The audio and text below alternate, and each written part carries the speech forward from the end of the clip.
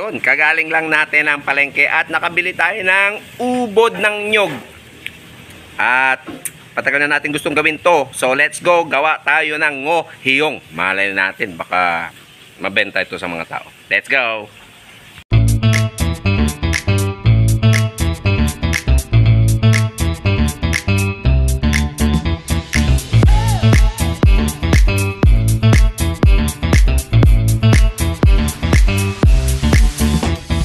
Magandang buhay po sa ating lahat mga kakwentuhan, and welcome to Papa Joe's Vlog. Suportahan niyo po yung vlog na maliit natin and subscribe po kayo at follow niyo. Anyway, ang iluluto natin ngayon ang ngohiyong. So, ngohiyong, N-G-O, ngo, hiyong, H-I-O-N-G. Ito ay Cebu delicacy. Matagal na itong pinapaluto sa atin ni Ma'am Michelle Pabilik. At may shoutout pala kay Ma'am Michelle na sa Beijing with Kuya Alex and Kuya AJ. 2 years ago na to. So, hindi pa rin natin natatry. So, finally, kanina na malengke ako. Nakakita kasi ako ng ubod ng nyog. Ito yung basic and primary ingredient ng ngohiyong. Ngohiyong yung ubod. Pwede rin singkamas, pero mas preferred to use ang ubod ng nyog. Mas masarap yun, sigurado. Anyway, here we go. Finally, matatry natin, hindi natin alam, baka mamaya ay maging magandang negosyo to, pagkakitaan, paninda, additional paninda sa ating fried chicken, lumpiang gulay, toge, lumpiang toge, or lumpiang Shanghai, magkaroon tayo ng ngoyong. So, wala tayo ganong ingredients ngayon na kompleto, pero trial lang to. Instead of using chicken, ground chicken, hindi ground chicken ang gagamitin natin, kundi may stock akong ground beef, yun ang gagamitin natin. Usually, ground pork ang ginagamit nila dito but may mga kaibigan tayong hindi kumakain ng baboy, so we prefer na iserve sa kanila yung chicken or beef para matikman din nila. So, let's go, let's start at baka may matutunan tayo. Ingredients natin, mayroon akong kalahating kilong beef, 100 grams ng garlic and 100 grams ng onion. Ito pong ubod ng pogi ay ubod ng nyog ay kalahating kilo.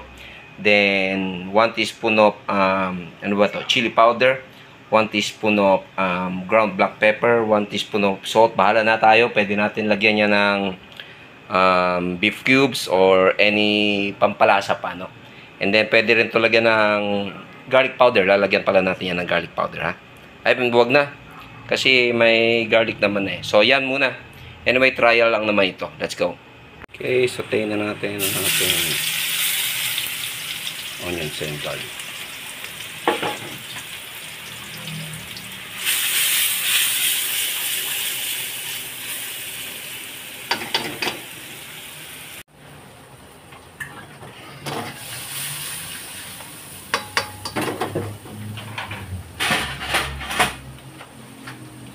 Mas masarap gamitin.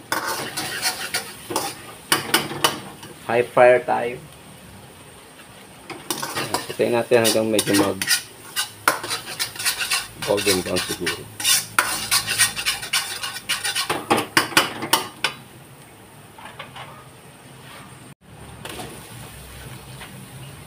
Yan naman. Medyo frozen pa.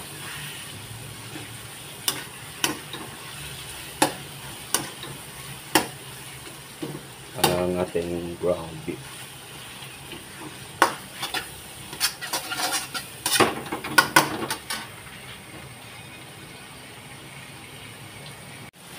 So yun, nilagay na natin yung ating chili powder and black pepper, ground black pepper. Hindi natin na-defrost yung beef natin kasi wala naman sa planto na gawin natin. Biglaan lang. Minsan okay na rin yung biglaan. Kasi nakakita tayo ng ubod ng pogi. Ubod ng nyog. Let's see, parang masarap. Parang lang. Okay, yun. So,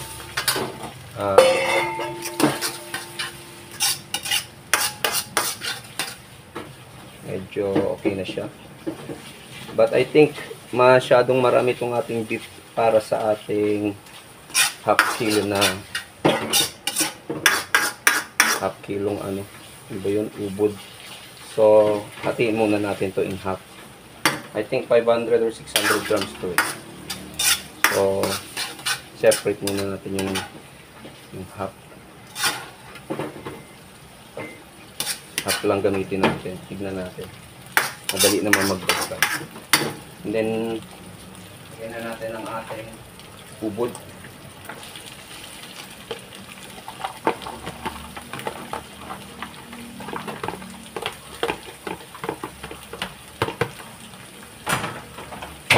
O, nalaglag pa.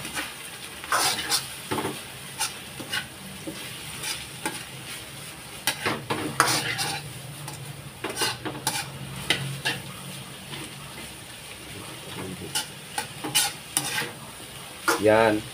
Tingin ko dapat ganito lang. Masyadong marami ang hindi 1:1. Hindi 1:1 ang ratio ng meat at ng ubod. Dapat is 1:1 half. 1 kilo halimbawa ng ubod and then half kilo ng beef or pork or whatever you want to use na meat.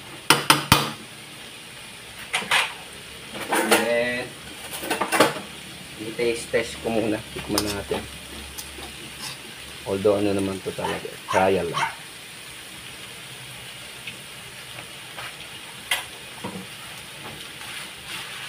I think this is okay. So, sarap. Grabe. Yung pagkabib niya.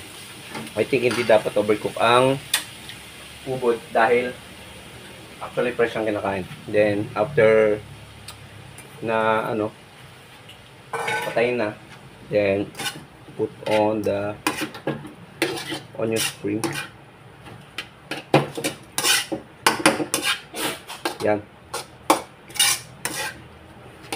Actually doon sa isa nilagyan to ng oyster sauce. So lagyan natin ng oyster sauce konti.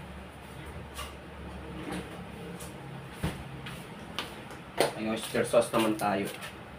So, lagyan natin ng something like 1 tablespoon.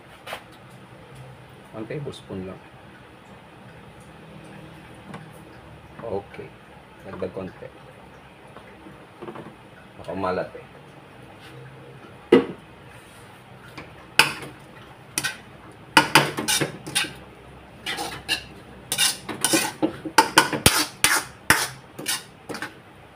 Then,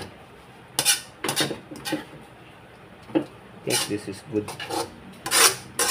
Problema, kaya ba natin to i-wrap today? Yun.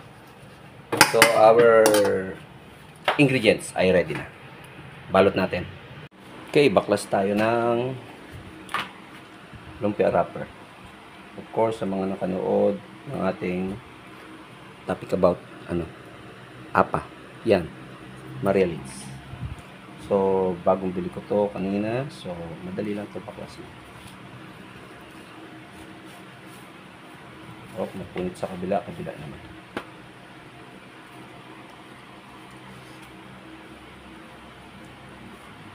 Okay.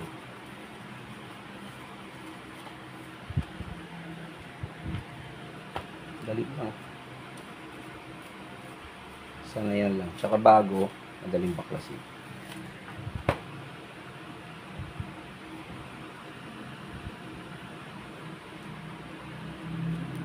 Tayo.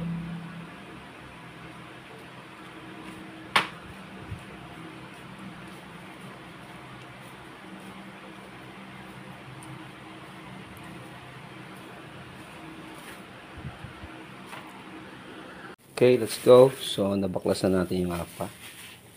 And, try muna natin ang this is 1/4 cup. Okay, 1/4 cup. Ito ay cornstarch na dinisolve sa tubig. Pampalutong yan. I think 1/4 cup is okay. So, yan. Parang masarap talaga. Yung, hindi ako ang reyna ng balot. Ang aking asawa. So, papagalitan ako nun mamaya. sapagkat sabihin nun pangit ang balot ko. So, dip. Gawa tayo pang ilang peraso lang. Anyway, titignan natin kung mabebenta. So, 1.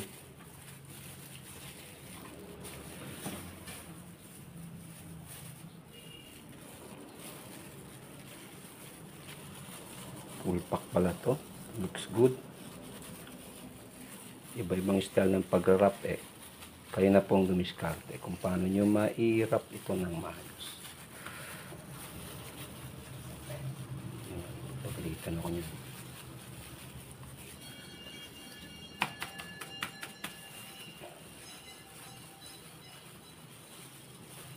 Dalawa.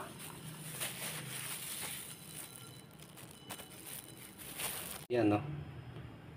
Lobat na ako eh. Mag-charge muna ako. But anyway, narap na natin. Mamaya, tignan natin, iluluto natin habang nagtitinda tayo.